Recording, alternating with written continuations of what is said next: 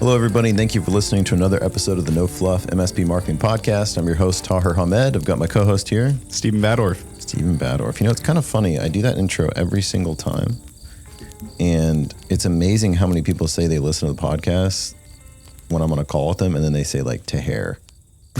Yeah, seriously? Or, like, we're spelling it out for you. I'm like, I say Taher every episode, and they're like, Tear. You are Tear. Yeah. Which, to be clear, I don't care at all. My name has been butchered my entire life, and I don't care. Like, I just don't care. Like, some people are like, no, my name is like this. I'm like, dude, I don't care. Yeah. Like, if I kind of know you're talking to me, it's fine. That's what my last name's like. Yeah. Nobody can ever get it right. Badorf. So anyway, it's just kind of funny because it's like, wait, but I say it every episode. I think it's just autopilot, that intro. Well, no, Badorf is what it's Badorf. I know. I was just okay, gotcha. I don't know. I'm so confused anymore. I don't know how to say my own name.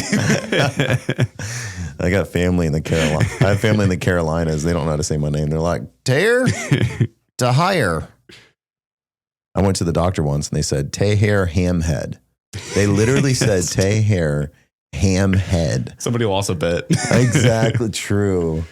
And I was sitting there like, man, that's so far off that I'm impressed. It loops back around to being correct again. Yeah. So anyway, if you do care about how my name is pronounced, which I don't care, you don't have to. But if you do, it is Taher. Taher. And technically, that's also incorrect. It's actually Taher. Taher. So it's like Taher.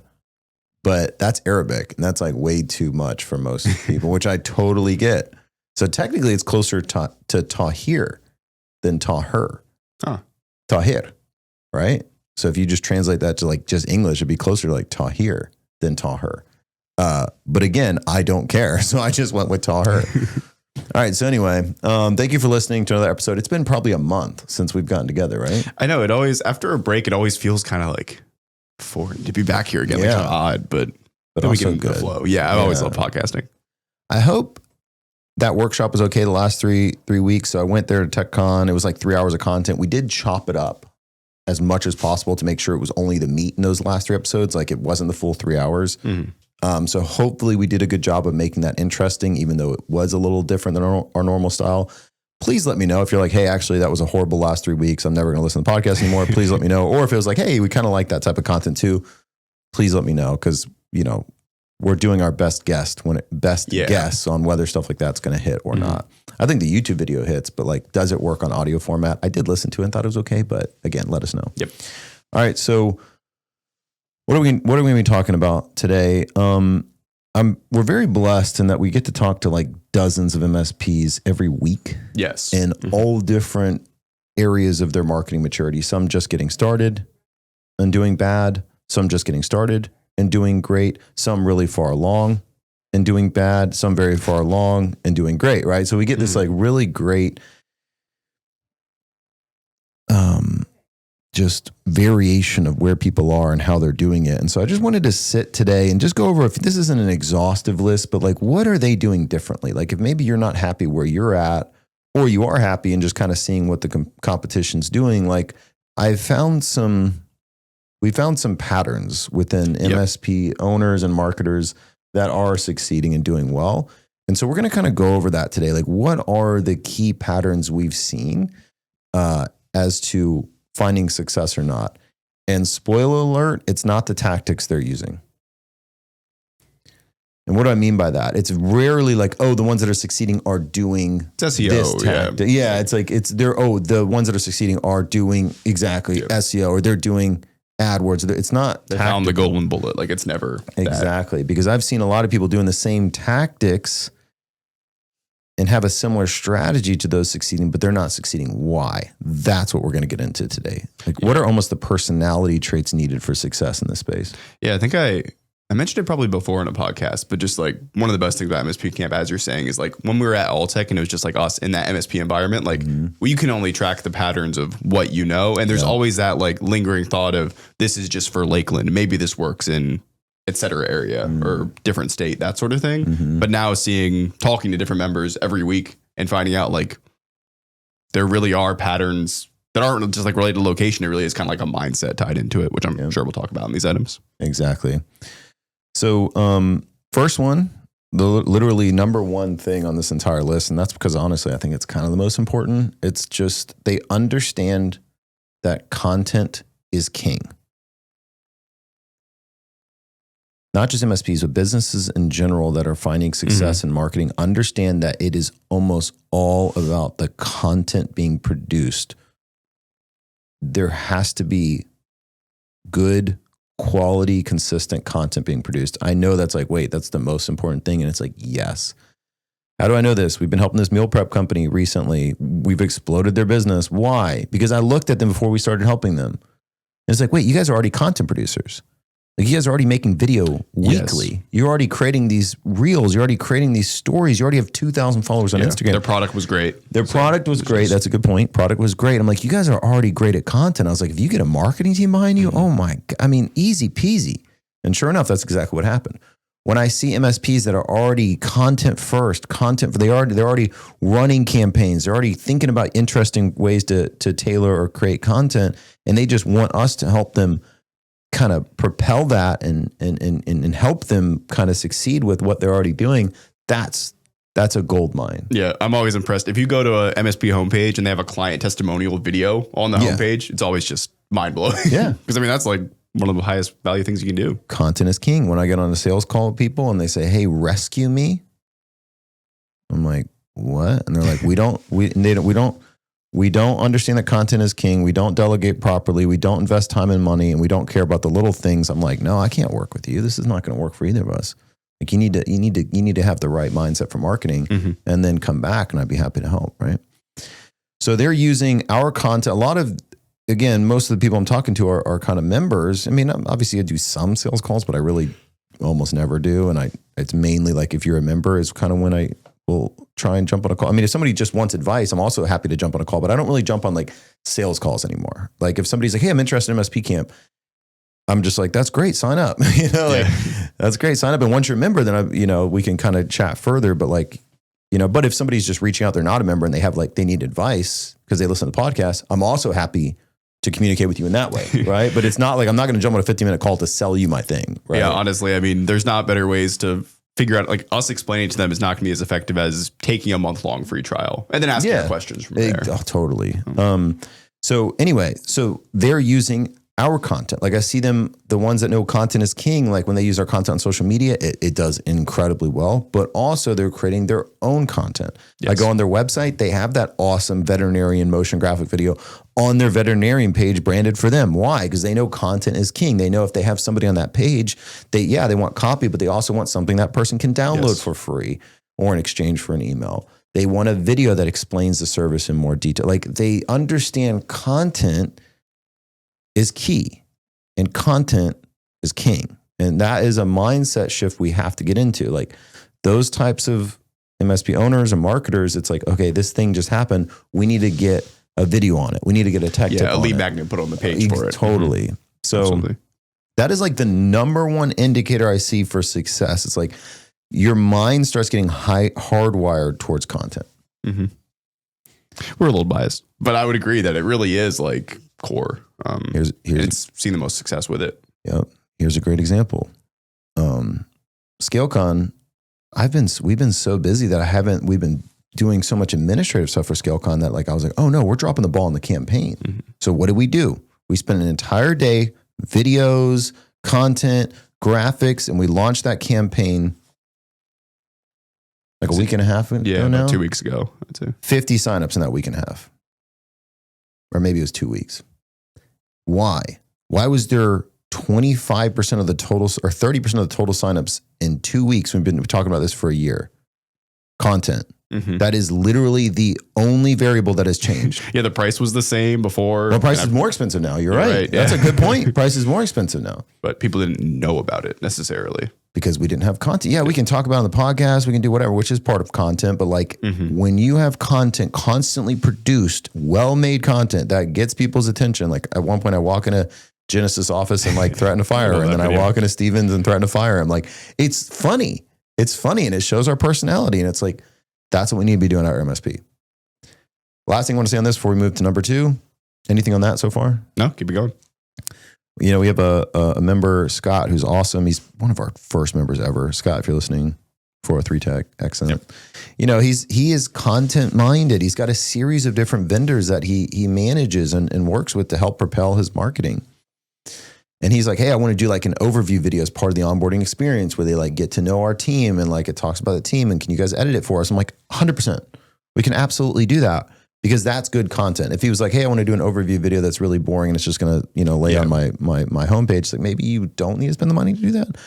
But like that's really good content. That's how you think like a marketer. Everything should be like, how do I make sure my prospect knows about me? Okay, prospect knows about me. How do I move them down the funnel with content? When we first launched MSP Camp, every single page on MSP Camp had a video. Why? One, content is king. But two, I'm like, people don't know what this is. Yeah. They're listening, they might be listening to the podcast, maybe not. Like I need to explain like, hey, this is the templates page. Like this is what happens on the templates page. Like I'm not selling them. I'm just communicating the process of what is going on. And surely enough, that increased our conversion as soon as we added the videos on. Yep. How many of us right now, if we looked at our website, even have a single video on the website? Right? Do you feel guilt? Good. You should. Like you 100% should. I'm not in the ballpark of trying to make people feel guilty, but it's like, how long have you been listening to the podcast? You know what I'm saying? Yeah, I think we talk about video probably every other, if not. You know what I'm saying? Like, most of them. No. So like, if you're the one that hasn't done anything with video, it's like, okay, well, yeah, maybe like, come on. Just one video. Just come on. Challenge of the week. We're bringing it back. That's a good point. We might need to. All right, next up. Anything on that before we move on? No, I mean, I was going to say just real quick. I don't know if we talked about it on the podcast as much, but how we're creating like the MSP Camp checklist of showing like everything that goes through. It kind of is the same thing where it's like we have all these things out on the site, but we're not directing to them. And now we're creating something which is like, here's how you create your brand. Here's how you create your website. Like, I think directing to stuff is going to make it a lot easier for members. We might even do a podcast episode on it in the future. We should. We should do that. So I'll zip my lips. No, that's great. So yeah, we almost launched a scorecard on the site. And then the more I think, but I'm like, you know what? Me and Steve are just working on just giving people an Excel spreadsheet. Here's your scorecard. So I'm like, if we can only direct them on one thing on the site, what should it be?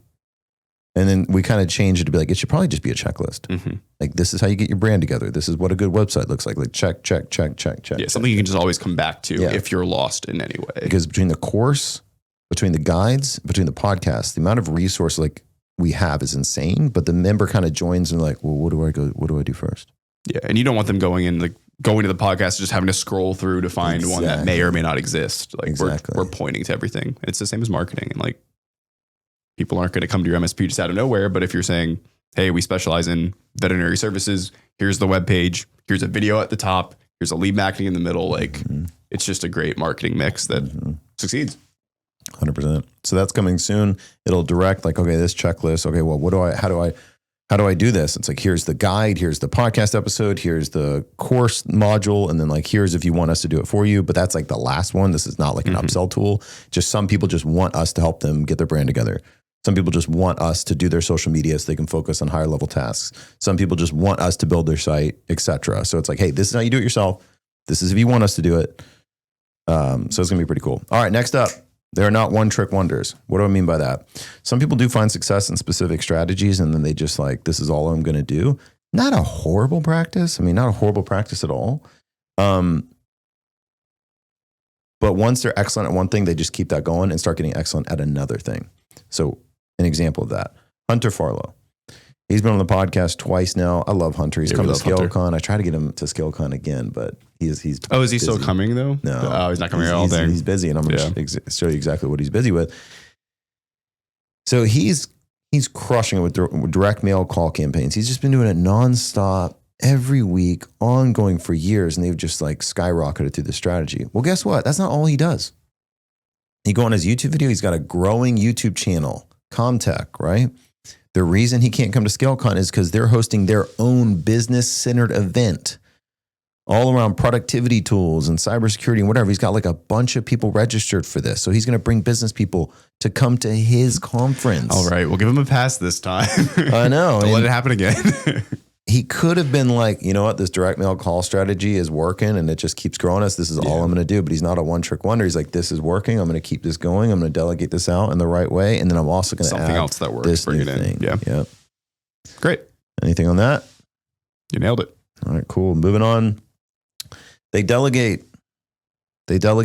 properly. I should say they delegate properly. So I'm going to start with,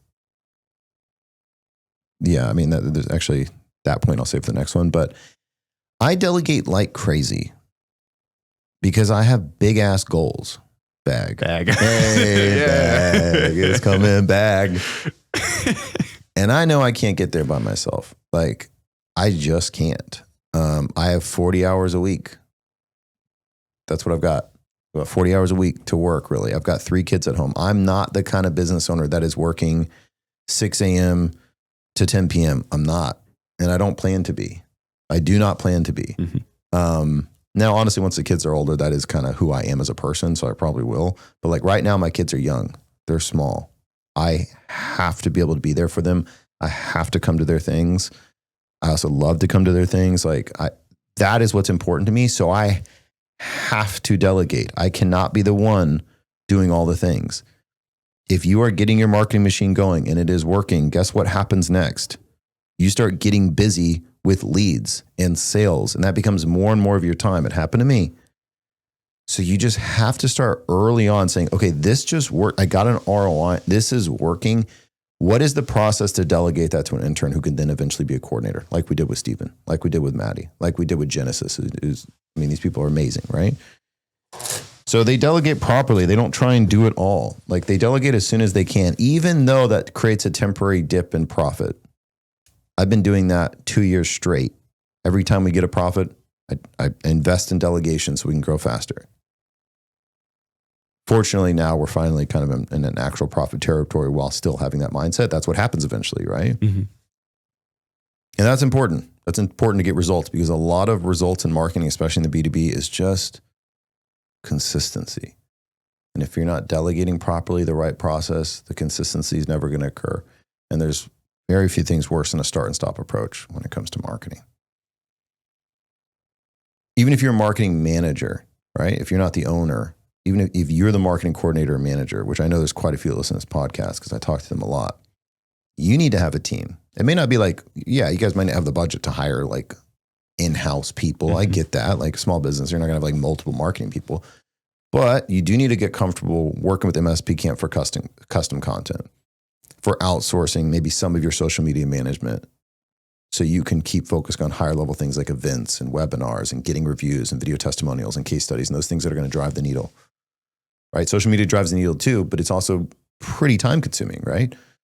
So you got to think as a marketing manager, how can I delegate things that are either mundane and take up a lot of my time, or maybe things that are outside of my scope that I don't understand. Like, not everyone's going to be an amazing designer. Not everyone's a Steven. I'm horrible at design. I might be great at creative, horrible at design. That's why I need a Steven, right? He takes my vision, makes it awesome. So if you're a marketing manager and you're getting pressure from the owners, managers, whatever, you need to have a team to make sure you look awesome. And that can just be working with companies like MSP Camp. It could be jumping on Upwork. Don't really recommend Fiverr nowadays, but like, it's just finding a team that can make you look great. Anything on that, Steven? Yeah. I mean, I like that you mentioned like delegating properly rather than just delegating. So you can't just throw something at somebody and be like, do this, because it's going to be done incorrectly. And you can't even blame that on the person you delegate to, because they don't know how to ramp up with it. But by doing it properly, like, I feel like most anything can be delegated as long as you have the training put behind it to back it up. Yeah. And it really started helping a lot with us internally when we started like shooting Loom videos and things like that, like creating SOPs video based. When I first started, we were doing like Word document SOPs. So like, compared to now where it's like you have a video where you can screen share exactly what you're teaching.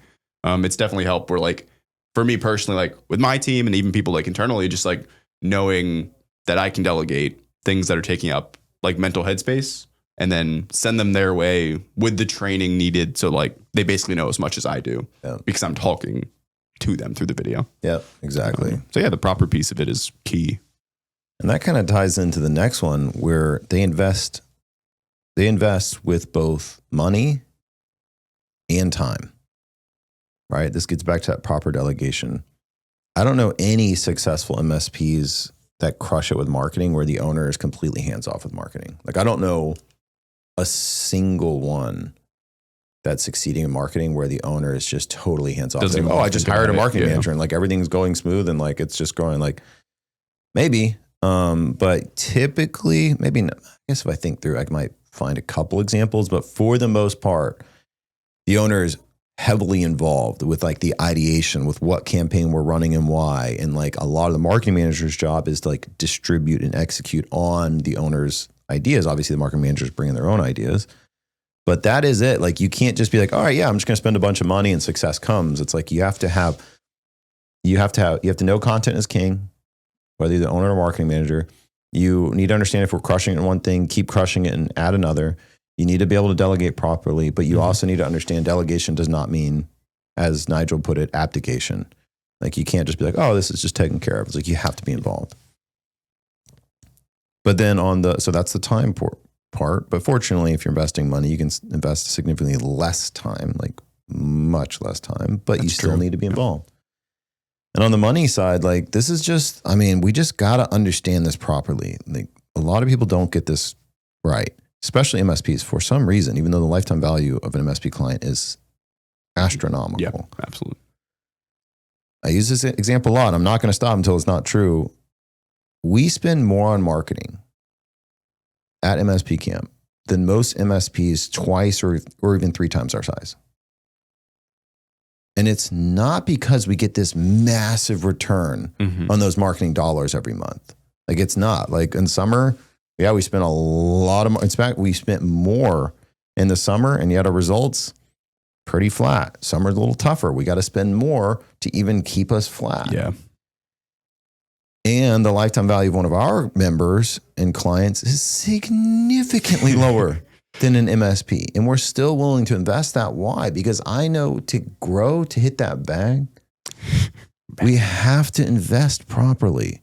Like I see, it's kind of crazy. Like I'll see someone spending like, $3,500 a month on a cold calling type company and like they'll close like a deal a quarter. And they're like, I think I'm going to fire them. I'm like, what do you mean you're going to fire them? Like, what are you talking about? They're like, well, I'm only getting a deal a quarter. I'm like, that's 4 clients for themselves, a year. Yeah. That equals $12,000 in monthly recurring revenue. They're going to be here they're going to be clients for you for 8 to 10 years. Like this poor company is killing it, but it's like, oh, well, it's not 1,000,000% return. So it's like, we have to reset our expectations and understand like, what we're investing in, like what is the lifetime value of one of your clients? It's super high. So you can spend a lot of money to acquire one of those clients. And if you get in that mindset, you're going to eat everybody else's lunch because everyone else is like, oh, I want to spend $2,000 a month and then add $200,000 in revenue. It's like, okay, so you want to spend 24 grand that year and then make $200,000 in annual recurring revenue every year for the next 10 years off that $24,000 in spend. Okay, that's a 10-to-1 on your marketing dollars. That's not real. Like, I mean, it can be real, but like you have to be extremely dedicated. Like that is not a typical return when it comes to marketing at all. No. And so we just have to understand like, yeah, to grow, especially in marketing, like we have to invest with our time and our money. Like we spend a lot of marketing dollars at MSP Camp. Why? Because I'm a marketing person. I know the value it creates. I know my numbers. Like I know that it's valuable so I can go down. So if you look at your MSPs that are crushing it in your market today, they have a series of these different things. And if you look at how much they're spending every month on marketing to get the results they're getting, like I think your jaw would drop. But that's just how it is. Like that is kind of how it is. It either takes a shitload of time and no money, or not a lot of time and a lot of money, or a mix of both. Like there's just no way to beat that equation. There is zero way to beat that equation. Yeah. There is no thing where it's like, oh, not that much time and then not that much money and $200K in annual recurring revenue. We'll let you know if we find it. Yeah, but trust me, I'm on the lookout for it. But yeah, so like, just a little real talk there. Like we just gotta, and then I see a lot of MSPs who 100% have that mindset and like, they're just down. Like they're like, yeah, this is how this works. And I'm down to invest. So I think that's just the reality. This isn't me trying to get you to spend more. Well, I guess it is I am trying to get you to spend more money. It doesn't need to be with us, but like you need to invest in your marketing. Like results don't come just from, minimal time and minimal money. It just doesn't happen. I think what helped for us too is like fighting, especially with the money investment, like fighting the urge to jump ship too soon. Like, especially with the advertising, like it'd be very easy for us to be like, okay, we know summers are slower times. We'll just stop investing in advertising. But when we've done that in the past, we've seen like there is almost a consistency aspect to investing money for these processes. Totally. So, I mean, I wouldn't say a flywheel, but in the sense of just like you have to stay consistent with it for a while, not just wait a month, not get any results and say, okay, this blank doesn't work. We've had episodes on this before, but fighting that urge to jump ship because really like having that running is going to be more valuable in the future. And you really don't know when, but if you stop completely, you're completely crossing off the possibility. Yeah, 100%. Exactly. All right, last up, and then we'll wrap up. That's a good one. It's so true, though. It's actually kind of crazy how true it is. They care about the little things. We have a client.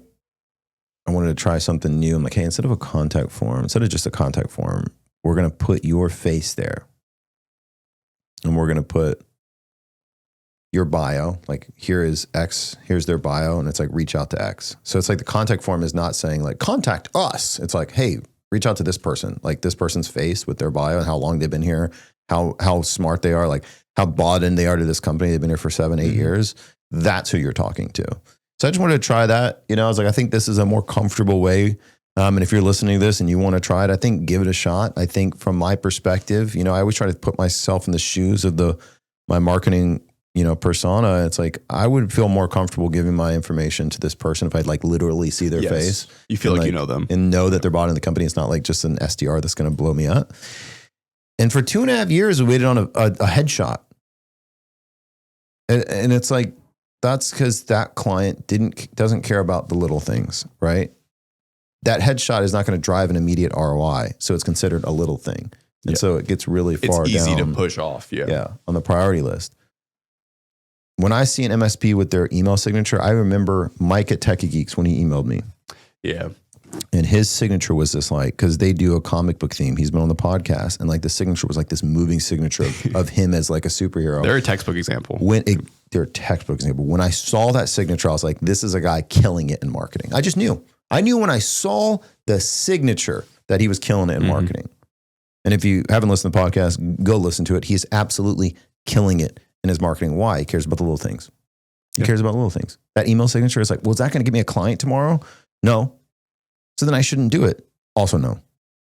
The little things add up like crazy. Yes. Scheduling that photographer to get team photos. It's a little thing. Is it going to drive an immediate ROI? No. So it's a little thing. It's not prioritized. I'm going to get to it. No, you're not until you prioritize it and understand those little things. They compound into big things. Updating their website periodically. How many MSPs? You might feel a little bit of guilt right here. You shouldn't. Maybe you should. How many people buy a $10,000, $20,000 website and it just sits there for 5-6 years? How many times does that happen? Why? We should be updating our websites. We updated it. We got a new service. We got a subscription to MSP Camp. Now we have all this awesome content. We need to update our website. It's the little things. Is that going to drive somebody to immediately start submitting contact forms on your page? No. Yeah, they're not going to see a new service and say, contact form now, but it adds up. It adds up. Yeah.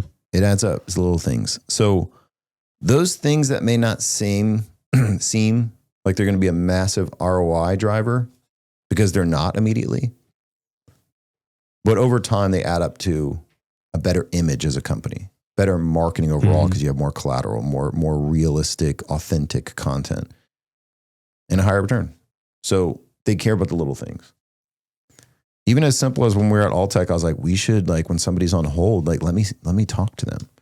So we did a whole voice recorder where I was like, there was like background music, and I was like, thank you so much. We're going to be with you in a minute. I was like, did you know that and I would just like talk to them while they were on hold. Sometimes they're on hold for longer than I would like to. I'm like, hey, you know what? Let me make this interesting. Like, let me talk to them. And that literally created more conversations like, hey, Tahir mentioned that you guys do this. I didn't know you do this, and it sold, right? It's little things. Yeah. It's easy to admit. If you didn't, it'd be very easy to say, oh no, we're not going to do that. Yeah. And then just move on. But when you understand that content is king, and then you understand that those little things matter, and then you have somebody that you can delegate this idea to, it's a match made in heaven. So those are the core things. Those are the core things that I've seen for the MSPs that are crushing it. Yeah, only 5 main areas. Yep. They understand that content is king. They content. They are not one trick wonders. So after they kill it on a specific strategy, they're like, okay, what can we add in? We don't want to dilute. We want to delegate and add in. They delegate properly. So now that visionary idea has an integrator to go knock it out. They invest with both money and time. Mm-hmm. There is that, I've talked about it many times. It was literally on the workshop podcast. There is this relationship on time and money. We cannot spend a lot of money, totally agree, but then we spend a lot of time, which is fine. But as we get an ROI in marketing, we do need to shift from time to investing more so we can spend less time and get more out of it so we can spend time elsewhere. Like it's just an inevitable transition that needs to occur. So yeah. And then they care about the little things. Hold music, email signatures, plaque on the door, team photos, videos once a month, have a videographer come out, inexpensive way to continue getting content. Like the little things, those case studies that you've been thinking about forever, but you just haven't got to it. The video testimony of the client that you know will give you one, but you're like, but I mean, what is the value of that? Mm-hmm. Am I going to get a return on that? If we understand that little things matter, you should never even ask yourself that question. Just get it done. Just get it done. You have someone to delegate this to. Or you're really fired up about marketing.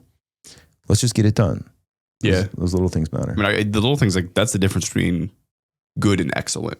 Yeah. And it really is like you have to have them to really say that you're doing I don't know, like especially email signature. I feel like that's a great example because I feel like an email signature tells you a lot about a company sometimes. Yeah, even though it sounds funny, but it's like, no, totally. I don't know. Like if you take the time for even just that piece of your marketing and overall image, it usually carries, like usually somebody's not going to update their email signature to be like beautiful and then have a stock website.